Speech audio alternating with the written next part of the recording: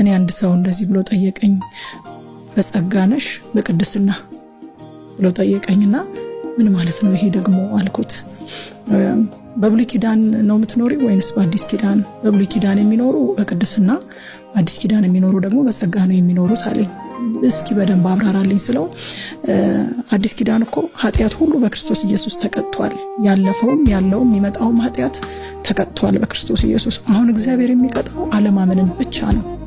ይህንን እንደው ብዙ ትውልድ ውስጥ ያለ ዕውቀት እንደሆነ ስለማውቅ ቢያብራሩልን። ይህን ያለኝ ሰው ዕውቀት አጥቶ አይደለም፣ ራሱ የተዘፈቀበት ብዙ ነገር አለ። ያ የሚወቅሰውን ህሊናውንና የሚፈርድበትን የእግዚአብሔር ቃል ለመሸፈን ጥረት እያደረገ አያዋጣው። ልጅ አይደለም ክርስቲያን አሕዛቦች እንኳን ያውቃሉ። የብሉይ ኪዳን የአዲስ ኪዳን እያለ ሊቀልድ አይችልም።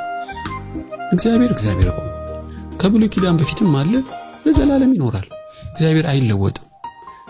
በብሉይ ኪዳን ያለው ሕግ በመስዋዕት በመባ በቁርባን እየተከደነ ለክርስቶስ ተጠበቀለት።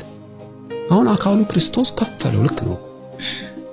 ከኛ የሚጠበቀውን እርግማን ሆኖልን በመስቀል ላይ ተከፈለ፣ ተፈጸመ። እና ምን ማለት ነው እንግዲህ ያየሽ፣ አሁን ክርስቶስን ስቀበል ከሕግ ፈቶኝ በጸጋ ሕይወት ወንጌል ውስጥ አኖረኝ ማለት ነው። ይሄ ጸጋ እኮ እንደ አሞራ ክንፍ በያት። አሁን አንድ ወፍ ጣራ ላይ ቆመሽ መሬት አትወረውሪያትም።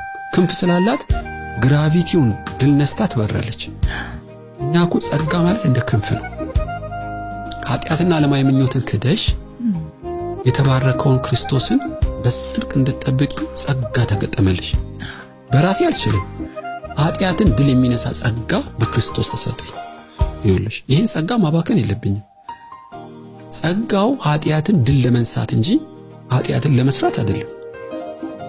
እና በአዲስ ኪዳን ክርስቶስ የሕግ ፍጻሜ ሆኖልኛል። ትክክል ነው። ሕግን በመፈጸም አልድንም፣ በፈጸመልኝ በማመን እድናለሁ። ነገር ግን የክርስቶስ የጽድቅ ፍሬ በእኔ እንዲገኝ ኃጢአትን ድል መንሳት የምችልበት አዲስ ሕይወት ውስጥ ነው የገባሁት። ቆይ ጥያቄው እኮ ግልጥ ነው። ኃጢአት ስሰራ ለምን ይቀጣኛል? አለመስራት ካልቻልኩ ኃጢአትን አለማድረግ የማልችል ከሆነ ለምን ይቀጣኛል? የሚቀጣኝ እኮ ኃጢአት ላይ ድል መንሳት የሚችል የጽድቅ ሕይወት ስለሰጠኝ። ሰይጣን በጉልበት ኃጢአት ሊያሰራኝ አይችልም። ፈቅጄ ማንኛውም ኃጢአት ብሰራ ወይ ዕውቀት በማጣት ነው፣ ወይ በስንፍና ነው፣ ወይም አምጬ ነው።